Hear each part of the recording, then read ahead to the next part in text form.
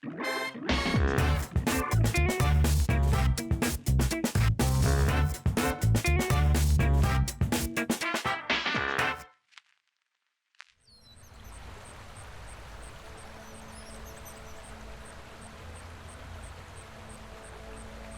in '56, up until the age of 7, my family and I lived in it was called Selinsgrove, but it's actually a small town in Salem, Pennsylvania. It has no post office. It had one general store with gas pumps and one church.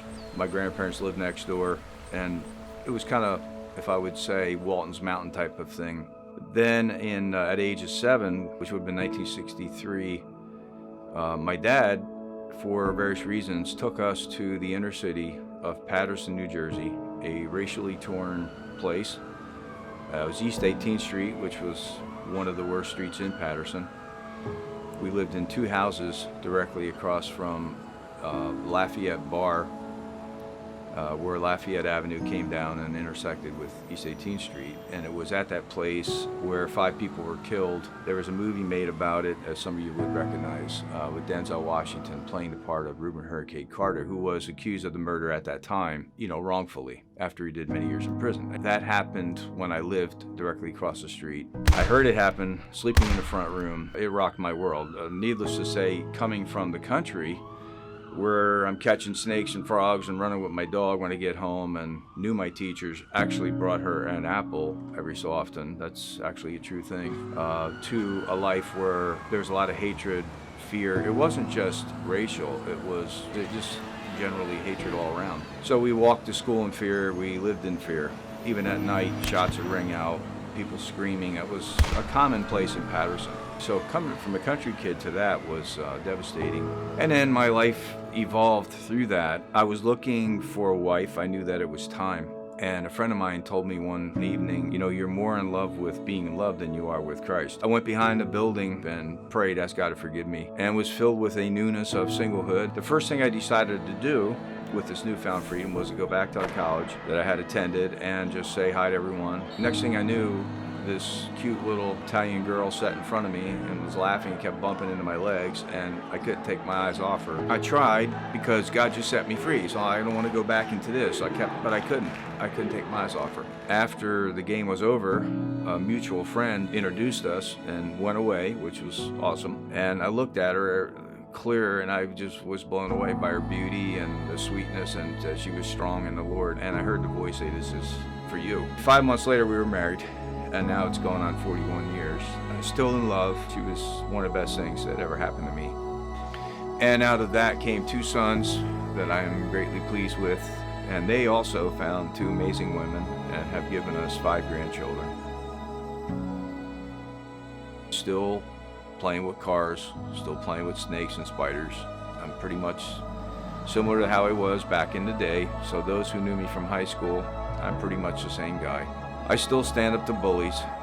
I still just can't walk away. That's who God made me. When I see wrongs being done, I have to speak. I have to do whatever I can do to know that I've done something, rather than sit back and see it and do nothing. And I raised our sons that way too. I had a young age put my faith in Jesus Christ. My parents talked and went to church, and I listened. And their faith was in Christ, and that kept it working.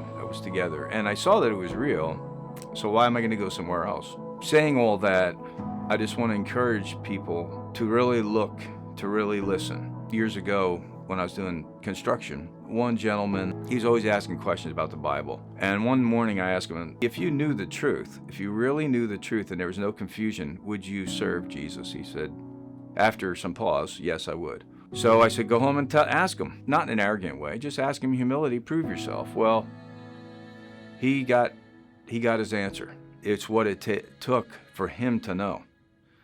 And he gave his life to Christ. And so I'm telling you the same thing. If you have any sense to know, he will show himself in a way that you'll understand. This is the day. To all that I'm speaking to, I'm 63 years old. We've been promised no time. My life there's been attempts on my life a couple of times. I'm still here. But one day I won't be. I know where I'm going, not based on me. It's not religion I'm talking about. Religion says if I do the right thing and if I do enough of this and I dance right or I hold my head right or I say the right things, God will look favorably upon me. That's the bullcrap alarm going off. Not true. It's all in Jesus. He paid the price and he will love you as you are.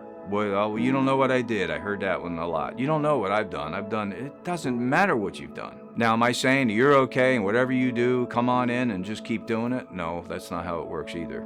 I'm saying Jesus will accept you as you are, exactly. Don't go take a shower first. Just come on in and he'll begin working with you. But see, he loves you as you are, but he loves you too much to keep you that way.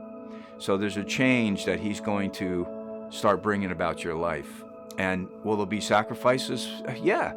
If you're building a car, a hot rod, which I continue to do, there's sacrifices to be made. If you have pets, there's sacrifices to be made in your time. If you have a workable marriage, there's sacrifices. If you just have a relationship and you've been seeing someone for years or whatever, there's time that has to be spent. There's sacrifice in all things. So you will have to sacrifice. Like somebody once said, salvation is free, but it's not cheap. So it's going to cost you. But I have a feeling whatever you're doing, whatever anybody's doing, is costing you something anyway. So ask him. He'll make himself known and start the process, because you're not promised another day. When we were young in high school, some folks felt that they were the rulers of the world, and when I know myself, you walk down the street and your hair's flying in the wind, you feel like everybody's looking at you. You feel like you're just Mr. Cool. You're hearing one of your favorite rock songs playing in the background everywhere you go, and you live in this illusion, which later on you feel like no one even gave a crap that I was existing, but you thought they did. As you get older, you realize, man, it's not about me at all. It's about what I leave behind. Who am I, and what am I doing for others? What am I doing for myself? What am I perpetuating? What am I saying? What am I doing? It's about the fruit. And I believe I will stand before my Maker and I will give an account of my life. What's Ken about? Ken's about Jesus. Ask Christ to help you, he will. And make a new beginning, because you have promised no day. Have peace.